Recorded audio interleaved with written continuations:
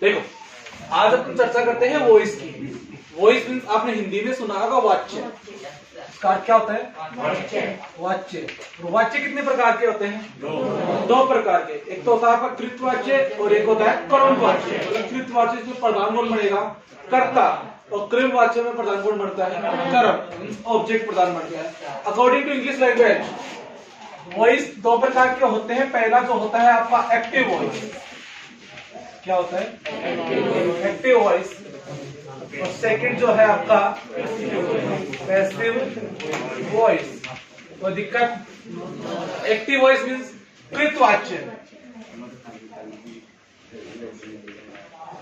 कृतवाच्य और passive voice means कर्मवाच्य। इसमें जो प्रधान बनेगा, मतलब इसमें तो प्रधान बनेगा, इसमें तो भूमिका रहेगी सबसे पहले। इसमें जो सेंटेंस स्टार्ट होगा वो स्टार्ट होगा आपका सब्जेक्ट से। सब्जेक्ट में प्रधान कौन बनेगा? इसमें कर्ता। इसमें प्रधान कौन बनता है? ऑब्जेक्ट मीन्स कर्म। इसका तो स्ट्रक्चर आएगा डिजाइन होकर, वो डिजाइन होकर आएगा सब्जेक्ट से, क्योंकि इसमें पहली भूमिका कौन निभाएगा? सब्जेक्ट। इसके बाद में वर्ब आएगी। वर्ब आपकी हेल्पिंग वर्ब भी हो सकती है और मेन वर्ब भी हो सकती है, कोई दिक्कत। इसके बाद में किसका प्रयोग आएगा? ऑब्जेक्ट का। वो आप कौन सा स्ट्रक्चर कहलाएगा? एक्टिव का स्ट्रक्चर। पहले क्या आएगा? सब्जेक्ट। सब्जेक्ट के बाद में वर्ब। वर्ब आपकी हेल्पिंग वर्ब भी हो सकती है, क्या हो सकती है? मेन वर्ब भी हो सकती है। उसके बाद में क्या आएगा? ऑब्जेक्ट। वो स्ट्रक्चर कौन सा कहलाएगा? Active voice. कोई दिक्कत।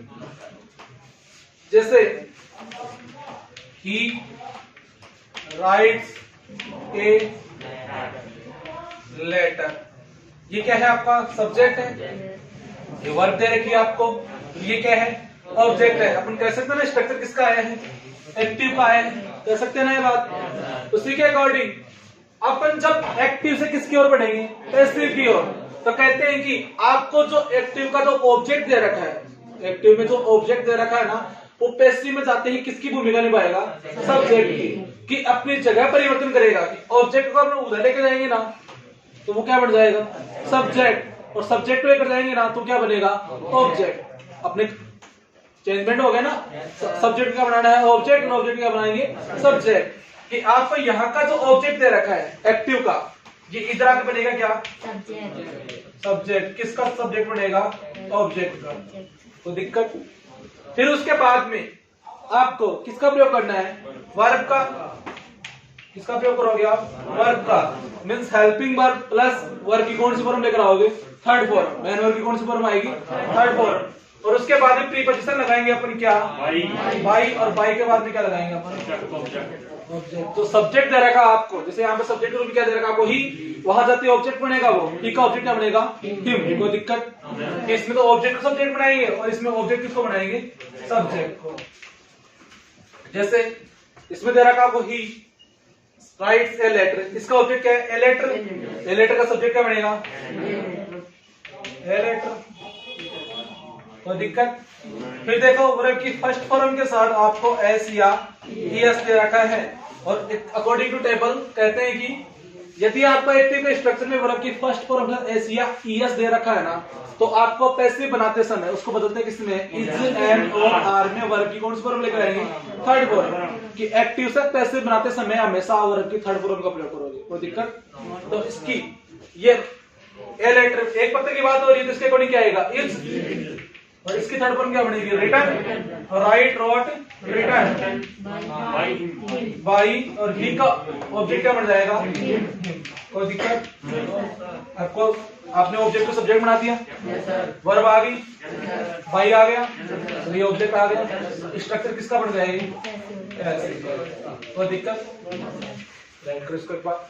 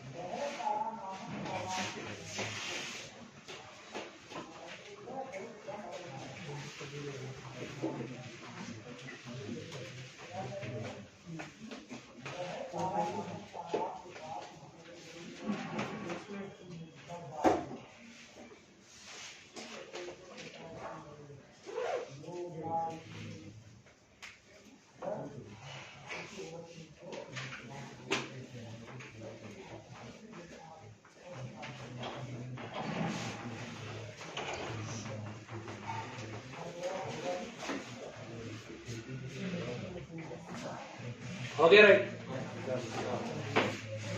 अब देखो एक्टिव से पैसिव में बदलने के नियम कि क्या क्या रूल है वो जिसको अपन को फॉलो करना है।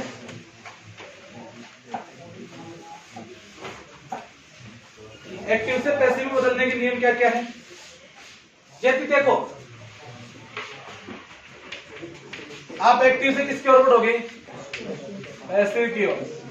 किसकी ओर बढ़ना है अपने को, पैसिव। आपको एक्टिव में यदि आपको सब्जेक्ट दे रखा है तो सब्जेक्ट क्या बना दोगे आप, ऑब्जेक्ट। ये सब्जेक्ट को अगर आप उधर लेकर जाएंगे तो क्या बन जाएगा, ऑब्जेक्ट। और ऑब्जेक्ट को अपने इधर लेकर आएंगे तो वो क्या बन जाएगा, सब्जेक्ट। समझ में आ रहा है इस तरीके से। इस सब्जेक्ट को उठा के उधर लेके जाएंगे तो क्या बनेगा, ऑब्जेक्ट। और ऑब्जेक्ट को उठा के इधर लेकर आएंगे तो क्या बनेगा, सब्जेक्ट। कोई दिक्कत। आपको सब्जेक्ट के रूप में दे रखा आई, आई को अपना ऑब्जेक्ट बनाएंगे तो क्या बनेगा, मी। और मी को सब्जेक्ट बनाएंगे तो क्या बनेगा, आई। आपको दे रखा हो वी, वी का ऑब्जेक्ट क्या बनता है, एस। एस का सब्जेक्ट क्या बनता है, वी। आपको दे रखा हो यू, यू का ऑब्जेक्ट क्या बनता है, यू। और यू का सब्जेक्ट क्या बनता है, यू। एरो समझ रही है ना इस तरीके से। आपको दे रखा हो ही, तो ही का ऑब्जेक्ट क्या बनेगा, हिम। और हिम का सब्जेक्ट क्या बनेगा, ही। आपको दे रखा हो सी, सी का ऑब्जेक्ट क्या बनेगा, हर। और हर का सब्जेक्ट क्या बनेगा। यदि आपको इट दे रखा हो, और इट दे रखा हो, इट का सब्जेक्ट इट। आपको दे रखा हो, दे का ऑब्जेक्ट क्या बनता है, देम। और देम का सब्जेक्ट क्या बनता है, दे। यदि आपको नेम दे रखा हो किसी का तो नेम का ऑब्जेक्ट भी नेम ही बनता है और नेम का सब्जेक्ट भी क्या बनेगा, कि आपको नेम को चेंज नहीं करना है। राइट करो इसको। एरो समझ में आ रही है इस तरीके से।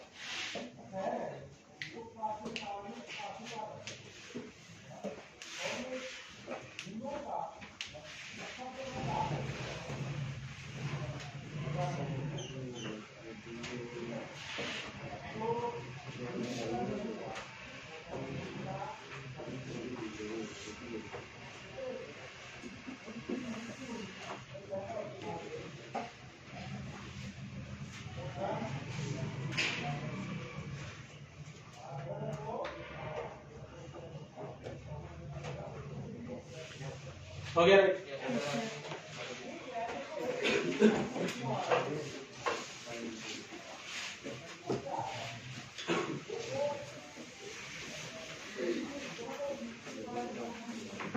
अब देखो आपको जो एक्टिव स्ट्रक्चर दे रखा है अपने पैसिव कैसे बनाएंगे उसको, कि अब एक्टिव से किसकी ओर जाएंगे, पैसिव की ओर जाएंगे। यदि आपको एक्टिव में दे रखा हो आपको वर्ब की फर्स्ट फॉर्म या फर्स्ट फॉर्म एस या ईएस, टेंस कौन सा आता है, प्रेजेंट से। तो पैसिव बनाते समय आप किसका प्रयोग करोगे, इज, एम, आर और वर्ब प्लस वर्ब की कौन सी फॉर्म लेकर आनी है आपको? Third form. तो दिक्कत आपको हमेशा वर्ब की थर्ड फॉर्म का ही प्रयोग करना है पैसिव स्ट्रक्चर में। आपको दे रखा हो डू डज प्लस वर्ब की क्या दे देगा वो? First form. तभी भी आपको किसका प्रयोग करना है? Is am are plus verb की थर्ड फॉर्म। कोई दिक्कत? आपको दे रखा है is am are plus verb की आईएनजी फॉर्म। टेंस कौन सा आता है? Present continuous. ये बदलेगा इज बीइंग। आईएनजी उठाने के लिए क्या लगाओगे आप? Being. Is being am being और आर बीइंग में कन्वर्ट हो जाएगा। प्लस वर्ब की कौन सी फॉर्म आएगी? Third form. आपको दे रखा हो हैज हैव प्लस वर्ब की थर्ड फॉर्म दे रखी हो आपको, तो किसमें बदलोगे आप? हैज बीन और हैव बीन में प्लस वर्ब की कौन सी फॉर्म लेकर आओगे? Third form. कोई दिक्कत? आपको दे रखा हो डिड प्लस वर्ब की फर्स्ट फॉर्म दे रखी हो, तो आप इसको बदल दोगे वाज या वर में प्लस वर्ब की कौन सी फॉर्म दोगे इसको? Third form. किसके साथ आएगी? डिड के साथ सेकंड फॉर्म। डिड के साथ वर्ब की फर्स्ट फॉर्म आती है। किसने कहा सेकंड फॉर्म आती है? वर्ब के सेकंड फॉर्म से अकेले आती है। इसके अलावा दे रखी हो आपको वर्ब की सेकंड फॉर्म। टेंस कौन सा आता है? Past simple. तो इसको कन्वर्ट करोगे आप वाज या वर में प्लस वर्ब की कौन सी फॉर्म लेकर आओगे? डू डज और डिड के साथ हमेशा वर्ब की फर्स्ट फॉर्म आती है। इसके अलावा आपको दे रखा हो वाज या वर प्लस वर्ब की कौन सी फॉर्म दे रखी हो? आईएनसी फॉर्म दे रखी हो, तो आप इसको बदल दोगे वाज बीइंग या फिर वर बीइंग में। और वर्ब की कौन सी फॉर्म अप्लाई करनी है अपने को? Third form. आपको दे रखा हो हैड प्लस वर्ब की थर्ड फॉर्म, तो आप अप्लाई करोगे हैड बीन प्लस वर्ब की थर्ड फॉर्म। लिखो इसको एक बार।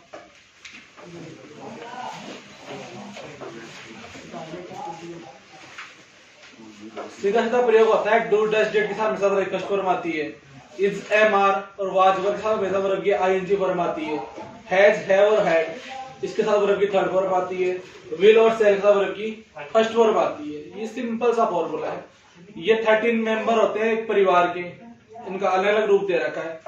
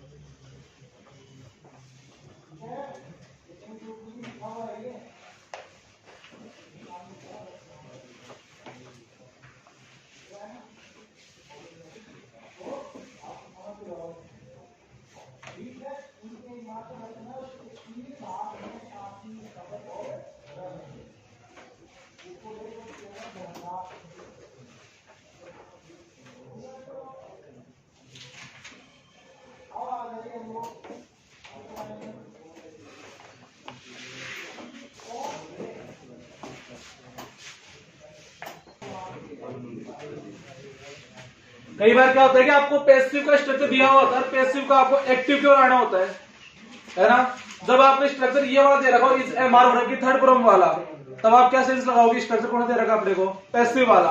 और पैसिव से एक्टिव की ओर बढ़ोगे तब आप प्रयोग किसका करना है आपको? फर्स्ट फॉर्म या टीएस का। तो दिक्कत कि उसमें जो आपको सब्जेक्ट दे रखा है पैसिव में, उसको तो क्या बना दोगे आप? ऑब्जेक्ट। और उसमें तो ऑब्जेक्ट दे रखा है, उसको क्या बना दोगे? सब्जेक्ट बन जाएगा ना। यदि आपको इस एम आर वर्ब की थर्ड फॉर्म दे रखी है ना, तो उसमें आईएनजी का प्रयोग करवा रहा है ना। इज एम आर सब किसका? Is being, am being, are being करवा रहा है आपको। तो आपको सेंस क्या लगाना है कि उसमें प्रयोग कौन सा करना है? अपने प्रेजेंट कंटिन्यूअस, मतलब इस एम आर वर्ग की क्या करनी है, आईएनजी ये सब्जेक्ट डिसाइड करेगा, इससे ये आर चाहिए एम चाहिए, समझ गए ना। आगे लिखो इस सारणी को।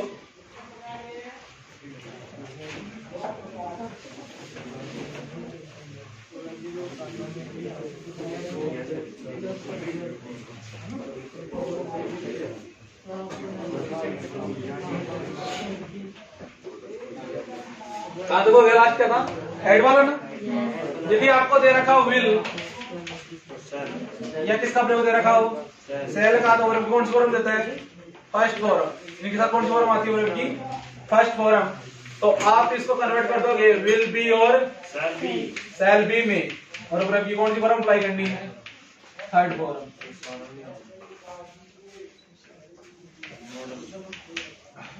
आपको विल बी और शैल बी दे रखी हो, और वर्ब की कौन सी फॉर्म आती है इसके साथ, आईएनसी फॉर्म, टेंस कौन सा आता है, फ्यूचर कंटीन्यूअस।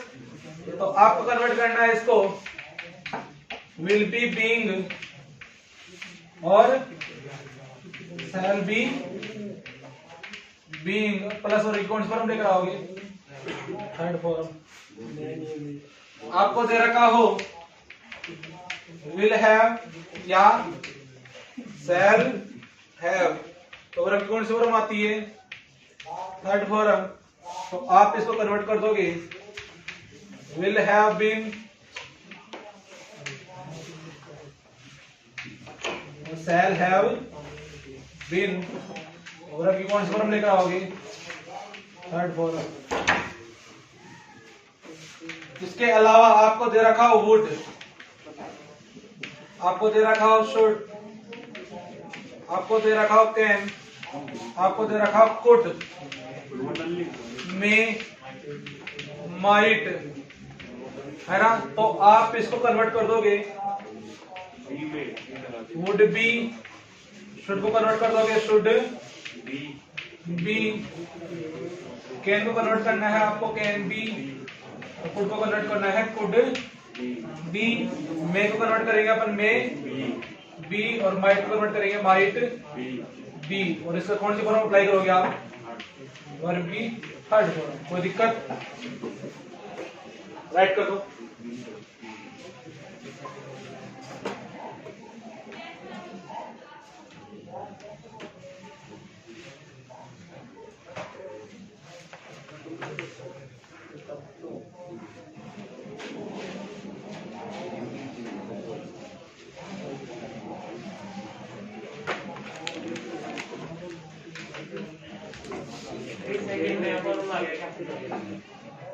फ्यूचर कंटीन्यूअस का मुझे नहीं पता टाइम से कुछ तो पैसी वाइज बनता है भाई, बताएंगे आपको। मैंने आपको थोड़ी देर पहले क्या कहा था, आपको नया सीखने को मिलेगा आपको। आपने ले तो पढ़ लिया ना, बेसिक तो आपने पढ़ लिया, एडवांस लेवल पढ़ा देंगे आपको, चिंता क्यों कर रहे हो, कुछ नया सीखने को मिलेगा आपको।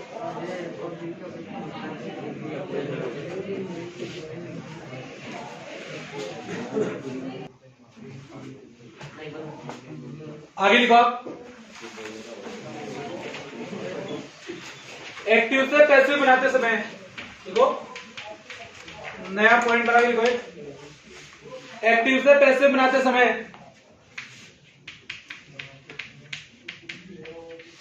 एक्टिव से पैसिव बनाते समय सब्जेक्ट को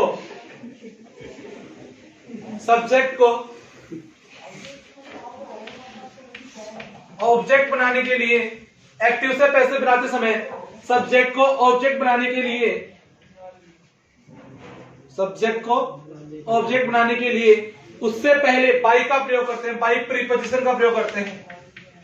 इसका प्रयोग करते हैं बाई प्रीपोजिशन। आप क्या लिखोगे, बाई प्लस ऑब्जेक्ट।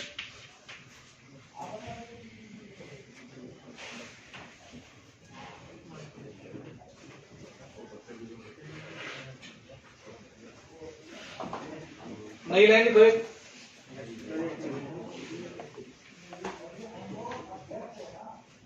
एक्टिव से पैसिव बनाते समय, एक्टिव से पैसिव बनाते समय हमेशा एक्टिव से पैसिव बनाते समय हमेशा वर्ब की थर्ड फॉर्म का प्रयोग करते हैं। कौन सी फॉर्म का प्रयोग करोगे आप वर्ब की? थर्ड फॉर्म का।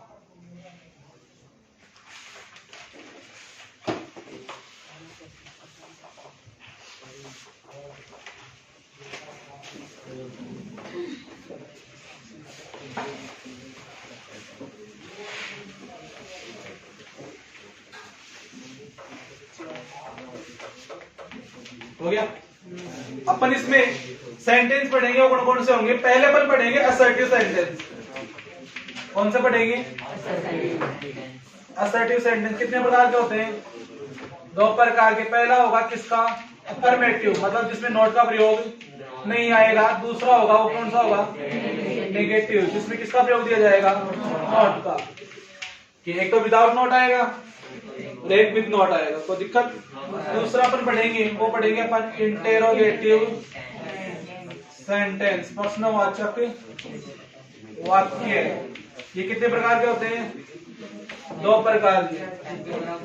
पहला तो स्टार्ट होगा वो हेल्पिंग वर्ब या फिर मेन वर्ब से क्या होगा? स्टार्ट होगा। और दूसरा जो होगा वो स्टार्ट होगा WH वर्ड से, और एंड में साइन कौन सा दिया जाएगा? Question mark sign. तीसरा जो अपन पढ़ेंगे वो अपन पढ़ेंगे इंपेरेटिव सेंटेंस। राइट करो इसको।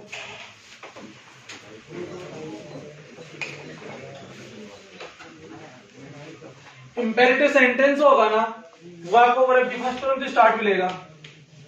किससे स्टार्ट होकर आएगा? वर्ब की फर्स्ट फॉर्म से स्टार्ट होकर आएगा। बाकी बात कल करते हैं अपन।